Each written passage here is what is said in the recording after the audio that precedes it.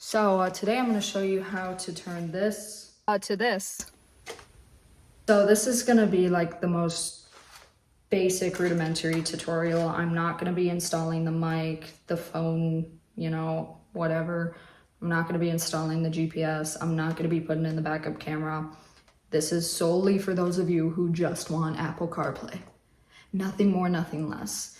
And I do want to preface this by stating this is my second one I'm installing because this beautiful one from Amazon has a tendency to just fry itself, and that's what happened to my first one.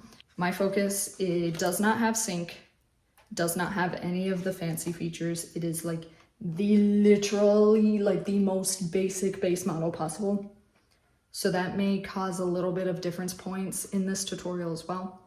So I don't even know if this one's going to last, but for those of you who want to attempt it and take the risk, here is the most basic install guide humanly possible. As there is kind of like a lot of confusion when it comes to wiring these up, and it's actually stupid simple, but the reason they don't work is because they are not of super high quality.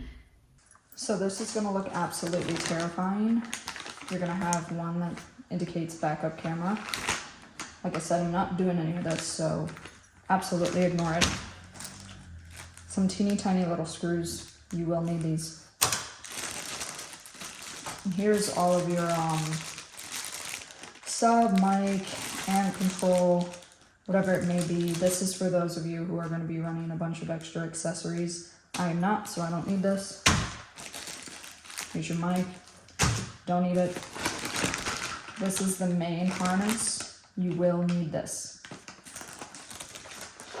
Here's also the, I forget what this harness is, but don't need it. Here's your GPS module. Don't need it. More little screws. You might need these ones, but honestly, I only use 4 of them. Then you're gonna have your 2 base plates. I don't exactly know why they send this one. I could not get it to fit for the life of me, so I use the one that looks like this. Pretty similar to the one that comes in the car. Then obviously you're gonna have your actual head unit.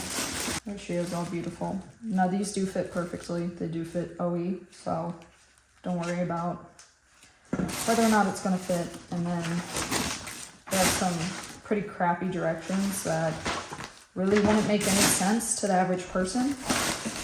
Hence why I am doing this video. So coming in after editing, and I do want to clarify by you don't need it, I did not mean throw it away. Don't throw any of this stuff away. However, there is one connector that I said you don't need it to get it functioning, but if you want to customize something, if you want to put a wallpaper on it, you will need it. So it's number 5 in their instruction. It's a blue 6-pin connector, and it has a blue end that plugs into a USB drive. When you first go into it, there's gonna be 1,010 photos of, I believe maybe Chinese celebrities. Oh, wait, hold up, what the?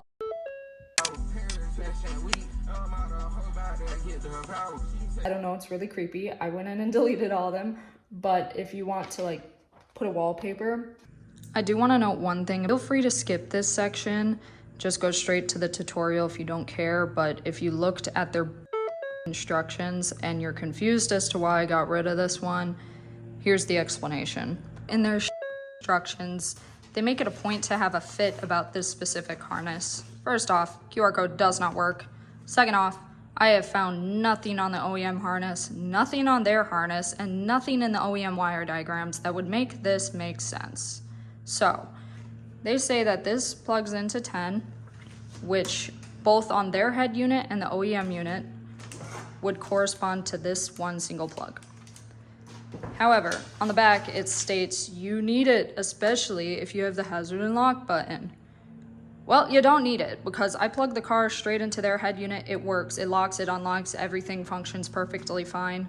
In all of my years, I've torn apart the dash on that car. I've been to junkyards. In all my years, I've never seen a connector like this. Part of me thinks this pertains to a Chinese model only. given the fact that it's 100% Chinese and I have no idea what it's saying. So there's that. That's why I threw it off to the side. Didn't use it whatsoever, and it works fine. This might be a good time to add that I am in no way, shape, or form liable for anything that happens to you or your car by following this. Okay, you're gonna start by unplugging your battery. If you have a power seat like me, you're gonna wanna move this all the way back so you have some space, because once the battery's unplugged, you're not gonna be able to do this. If you're not familiar with this, this is your hood latch. That's how you get under the hood. And you're going to need a 10mm ratchet. None of the directions say you have to do this, but I'm gonna tell you you should, and you technically have to. Unplug your battery. It's my neighbor. Unplug your battery. You don't want to be screwing with any electrical connections if the battery is plugged in. It's not anything to do with, oh, you might get electrocuted whatsoever.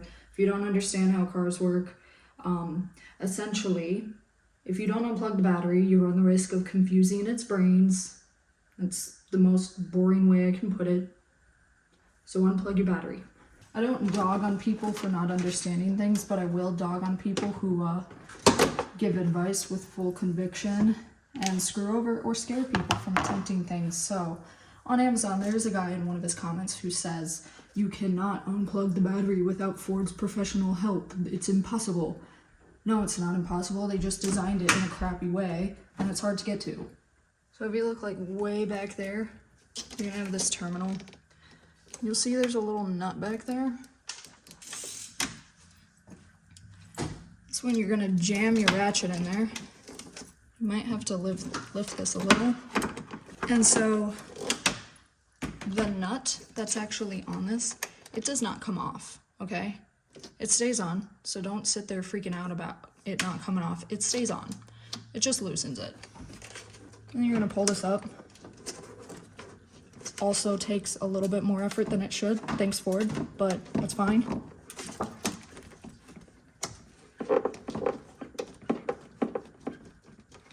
Okay.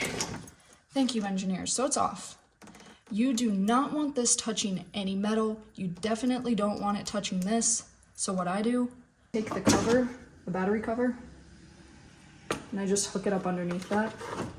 So it just kind of chills out there and you don't have to worry about it. I'm trying to make this as simple and fast as possible for you guys. So right under here, there's going to be 2 T25 bolts. You might have a little cover you just need to pull off. It's been a long time since mine has had any OEM bolts in it, so it's either going to be, because I'm such a professional YouTuber, my camera died. What I was saying is this is usually a T25, I believe. Might be a T20. Either way, it's best to have a Torx socket set with you at all times, or bit set, because that's like basically what this entire car is held together. Thanks, Ford. But I'm going to take these 2 bolts out. I've replaced mine with a Phillips because once I get it off, you'll see that I've completely screwed up the bracket. Okay, so once you have those 2 bolts off, your radio or your... I should probably move these things. Okay, once you get these bolts out, the whole faceplate is ready to come out.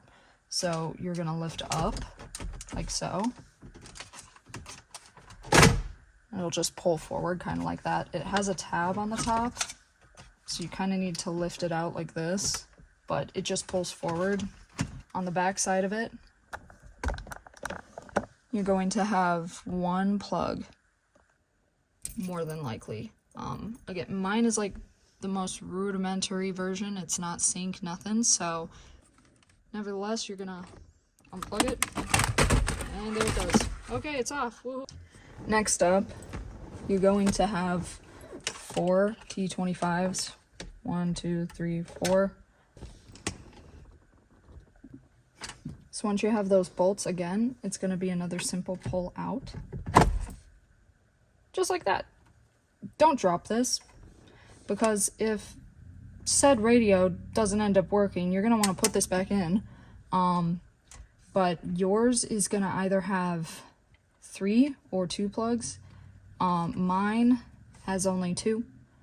This head unit is from a different Ford Focus, and it has an extra plug here, but that's not what my genre of focus utilizes. So whatever the case may be, you're going to unplug your 2 connectors in the back.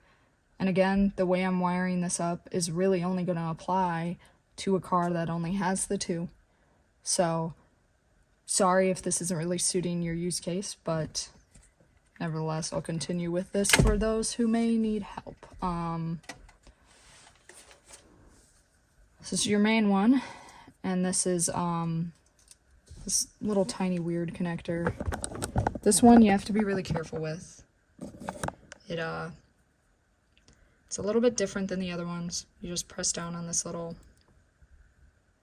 ball-shaped tab, and it just pulls out. But be very careful with that one, because I have snapped countless of those because the tab is a really crappy design, so just be careful.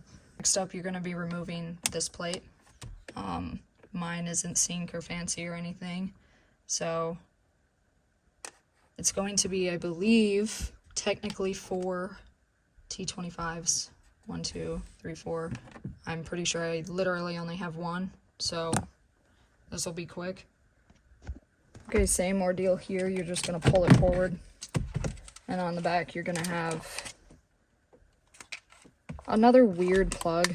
I also don't like this one, but if you look very closely, if I can do this without knocking my camera over, there's a tab here. You're going to press down on that and move this bracket down, and it's just going to unplug itself.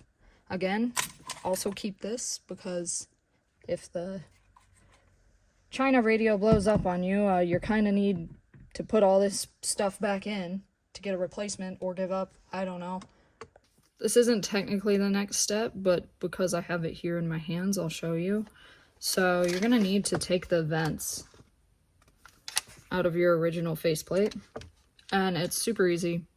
I just use a flathead, but there are a couple annoying parts that I do want to make you aware of. So first off, you're going to look here at the top. This is where you usually adjust the flow. This whole thing's held in by this little plastic tab. And you're going to need to pull that tab out to release it. I tend to bend it inwards just so it's released from that tab. And then you're going to have, I believe it's 3, 1, 2, 3, and 1, 2, 3 on the other side. So I just slowly pop each of these off. Be very careful because it is very thin plastic. You can kind of hear it popped there. So then I try as best I can to keep it out of those tabs while I go to the other side and do the same thing. Maybe don't accidentally almost take your eye out. You're all released.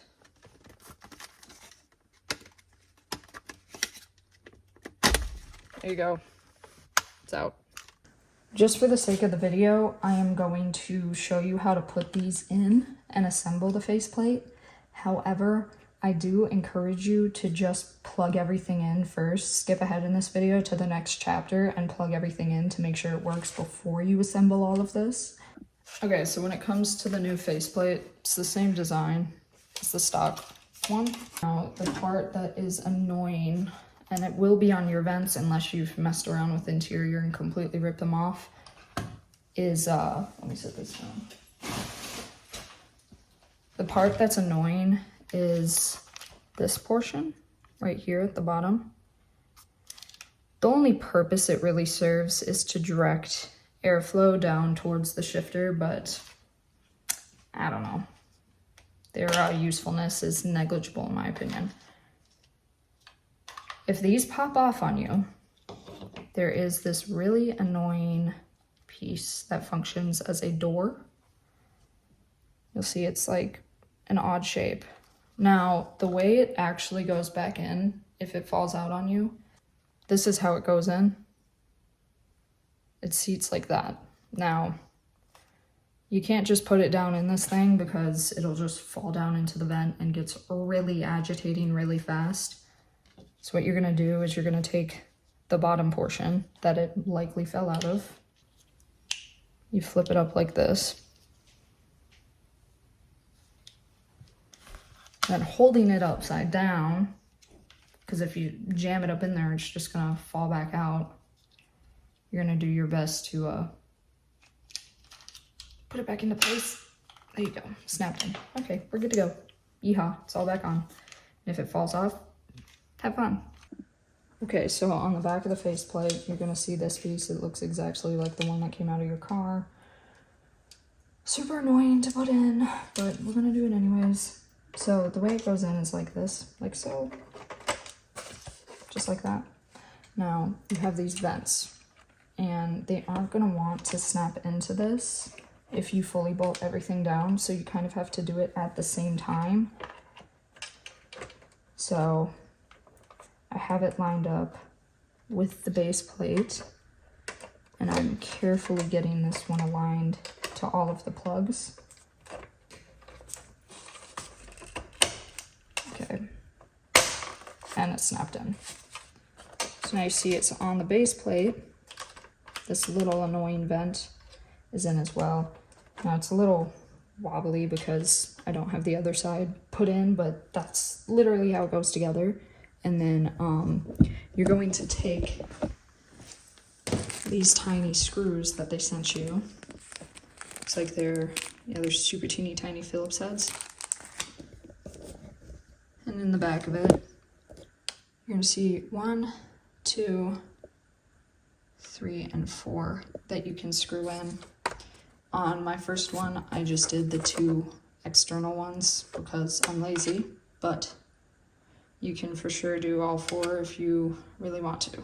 So, though it's OE and super nice, their plugs are just maybe a smidge too small.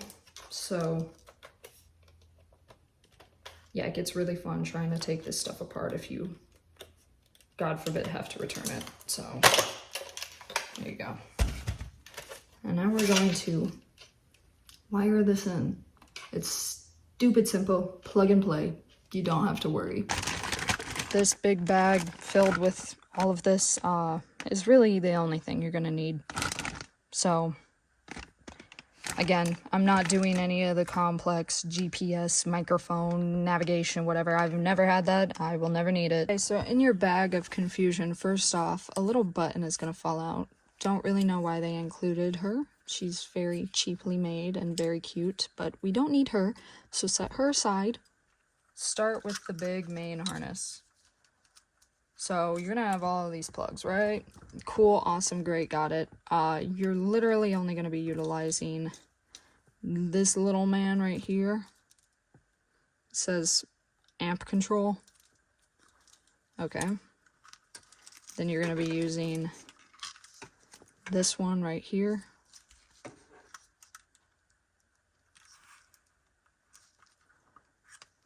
And then I'm not using this because this is unlabeled, first off, but I don't need it. You're going to be using this one for that weird buckle looking thing. And then you will be using these 2 little white ones. And the big boy one right here. You won't really need this. Again, this is all for the camera, backup camera.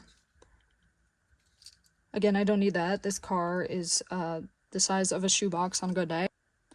Don't need it. And you will need this. So you're gonna take your big heap of wires. Simple, easy one. Easiest one, actually. See this weird plug that I told you to be careful with? You're gonna jam this in there. Good luck getting this to come off if you have to return your radio. It's a nightmare, so have fun with that. It's also a nightmare to plug in because, again, they made these tabs on here way too big. So just be careful. Use your best judgment. I tend to try to hook it underneath it before I plug it in. Now, on that same harness, you have this big main one that went into the back of your head unit. That's when you're going to come in with this. Now, some head units have 2. I presume that's where this one will come into play. But again, base model of the base models, so I can't really instruct you on that one. But I'm assuming that's where that will come into play if your harness has two. But mine doesn't, so. This big one, yep, that's what you're going to be plugging in here. And it's not going to click because it's cheap, so if it unplugs while you're driving, then there's where your problem is. This weird buckle looking one goes into this one.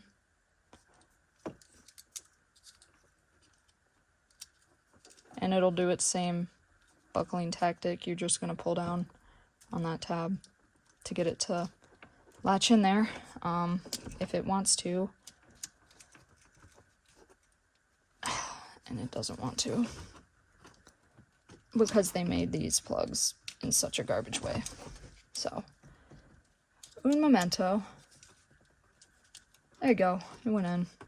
Okay, I got all that jazz going on.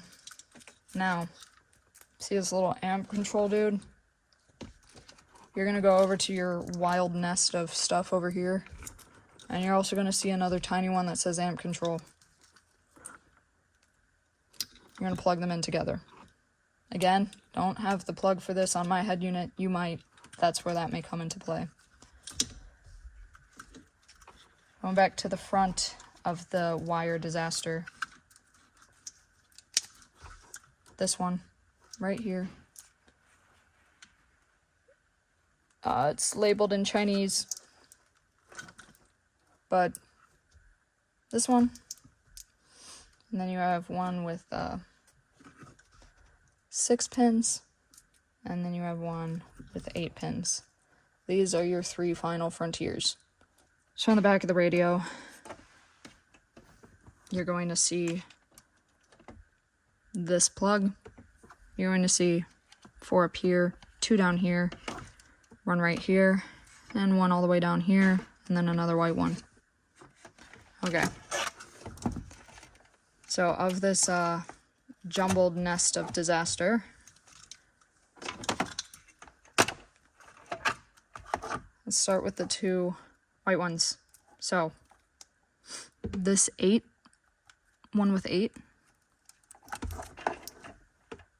it's gonna go in this one, closest to the little fuse that they have in the back. Make sure these are aligned. They're pretty trash quality. They don't really ever want to align. So be careful. You don't want to bend those pins down in there. And they aren't gonna snap in like your OEM ones either. And then this smaller white one. How can I do this while not making it hard to see this smaller white one? It's gonna clip in down here. That one actually snapped in. Cool. Messing with my camera angle. This black plug is going to go in right next to the fuse. And it's also like not gonna snap either. I love that quality. But what can you expect from a $150 radio, okay? So that's all in. And the last thing you're gonna wanna do is remember your weird connector that you connected to this. Just gonna plug it in there.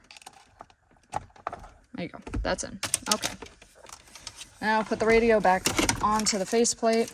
Now again, I would recommend you do this before you put the bottom plate in, before you put the vents in, everything. You want to make sure it's working before you assemble everything. And on the back side, remember there was that initial plug, that initial 1 plug we took off the faceplate.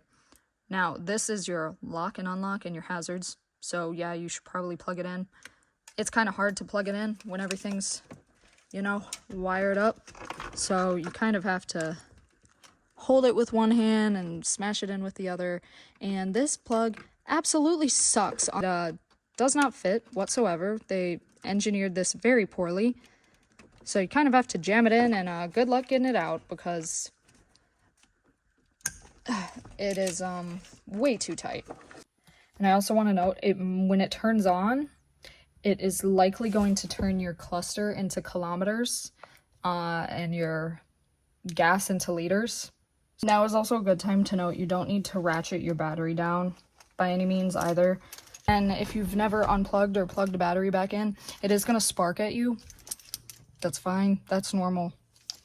I'm going to put it into accessory. I'm not going to turn it on, just put it into accessory.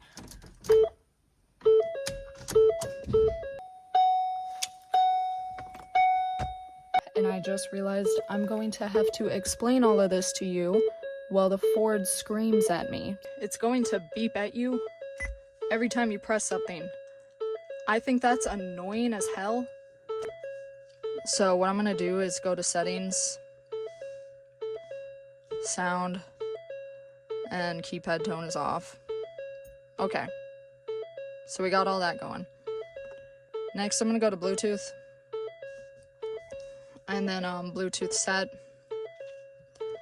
So SYU Android is going to be the one that you're gonna look for. Yep, you're gonna go to search, and it's gonna be scanning for this very phone right here. So I'm gonna stop this video real quick. It just found my phone, so I'm gonna link that.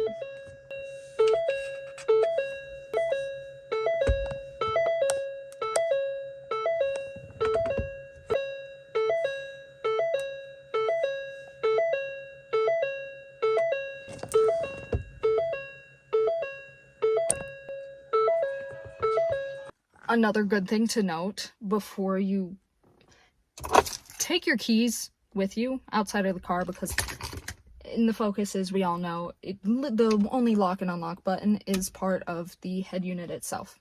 So make sure that works. Okay, it works. Make sure your hazards work. Yep, that works. But make sure you take your keys, okay? Don't forget those, because if this thing fries itself, you're gonna be locked out of your car. I would recommend, honestly, because I know earlier in the video I showed how to put the vents in and all of that. I would recommend skipping that, and just honestly having it in the car like this. Now, if it's in the car like this with no bottom plate, nothing, what I have done, honestly, is I've taken painter's tape and just wrapped it around the edges of the bezel to hold it on. And I would recommend you have it in the car for at least a day or so. Take it on a few drives, test it out, make sure everything works. I know there are reports of like the CarPlay randomly disconnecting, or you know, it losing connection and just shutting off. Make sure it actually is not going to blow up on you, and then you can reassemble everything. Again, you can go back earlier in the video to plug those vents in, plug that base plate in, and then once you have all that together, it's just the same step of putting those two T25s back in. Once you start your car and continue going, it's going to change it back to kilometers. You're going to have to change it on this, so I'll show you how to do it real time. So it takes a moment to turn on and whatnot. So you're going to go to home. Forgive my struggle because of my nails. And then you're going to go over to vehicle settings. Now, I wouldn't dink around with any of these settings, I'm going to be honest, because some of them, and given the fact that it can actually change what's going on in this cluster, that tells me it's cross-communicating to the BCM. And if you don't know what you're doing, I probably wouldn't mess with them. So you're just going to go in and you're going to change your measure unit to miles. It's going to be in kilometers when you open it up. Your pressure unit, kPa if you like that, and your temperature unit to Fahrenheit. They do have a little guide too on it, the operation guide. In my opinion, it doesn't tell you, but it's there if you need it. These suck, but this tells you some things. Still confusing, but again, I'm not going to go into that here. All I know is it works. It works. The way it's set up, basic function, it works. The only reason I'm doing this is because obviously it's my second go around at this. The Amazon reviews make it seem really scary, and the video that the company has in the Amazon posting is just all around terrible. It's terrible. And they are obviously doing it on a Chinese model and not an American model. which obviously is going to have some variations in the wiring colors and all of that. But also they advise some splicing of wires and using electrical tape. If you ever have to splice anything together, don't use electrical tape. Take the two ends of your wires and get something like this. They're called butt connectors. They will hold it a lot better. And don't take a lighter to anything either with the battery plugged in. Their video did not specify unplugging a battery. It specified cutting wires, taking a lighter to them, twisting them together. It's all around. So be advised of that. I would not follow that tutorial, especially if you are new to this and you have never done any of this stuff. Don't go cutting wires that are connected to the car at all. If it's part of the car, do not cut it until you fully understand what you're doing. Again, I don't know how their tutorial is going to pertain to other Focus models that have higher options with sync and all of that. This is just my tutorial for a super basic model. But yeah, if that's the last clarifier I can add is don't cut anything if you don't know what it is.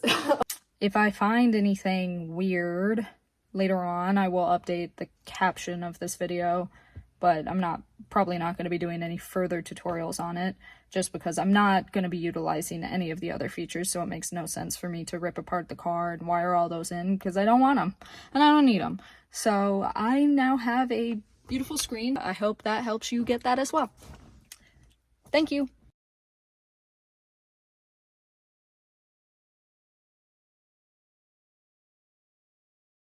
So here's your speedy quick tutorial on a fast wallpaper. You're going to take that USB cable with the 6-pin, plug it in one spot over from the white connector. Once you plug in your flash drive, you're going to navigate over to File Manager. And once you're in there, you're going to see a tab for your USB. Then find your picture. I recommend having them in portrait because this is a portrait screen. And then you're going to click on this emblem in the corner, and that'll automatically set it as your wallpaper. I will have to do a separate video on the UI design where you can get rid of the Ferrari and whatnot, but this is just a quick way to get a picture on the back of it, and I hope that helped. Thank you for watching.